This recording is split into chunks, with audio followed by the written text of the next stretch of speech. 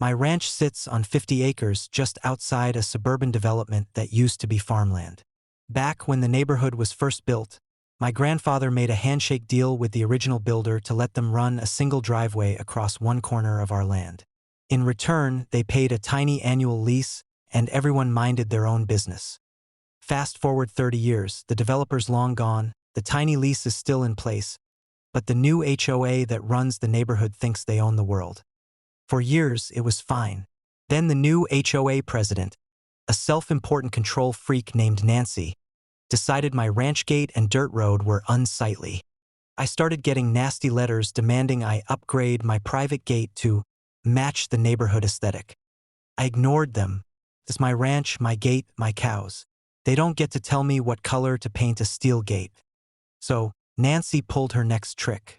One morning, I drove up to my ranch gate and nearly choked on my coffee.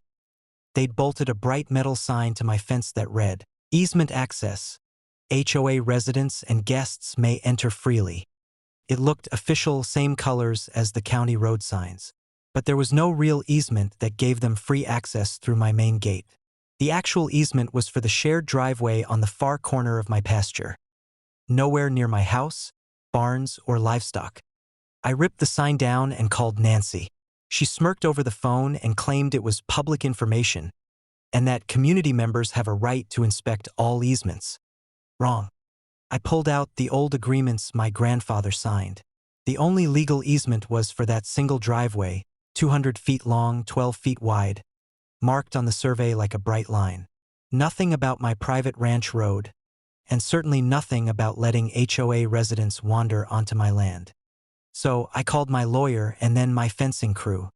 2 days later, I put up a heavy-duty cattle fence across the edge of the easement driveway. I left the original gate there, locked tight with a new padlock.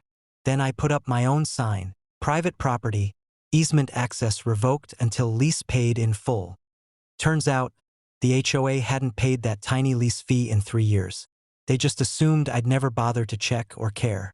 But without paying, they had no right to cross that corner of my ranch at all. The next morning, HOA residents woke up to find the only paved driveway in and out of their fancy cul-de-sac blocked off by my locked gate. The only other way out, a gravel back lane that turned into a swamp every time it rained. Nancy came storming down my road, waving papers and screaming about illegal lockouts.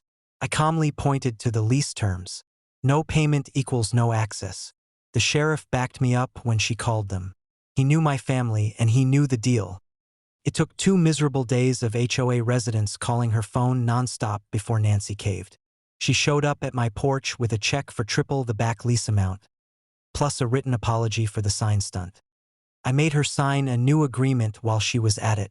They're on the hook now for annual lease payments triple the old rate, with an automatic fee hike if they're ever late again. And I made it clear, touch my private gate again, and they'll be driving through mud forever. It's funny, they thought a fake sign would scare me into handing over my land. Instead, they paid to keep the only road they've got. And my old ranch gate? Still rust red, with fresh paint that matches absolutely nothing in their perfect little neighborhood.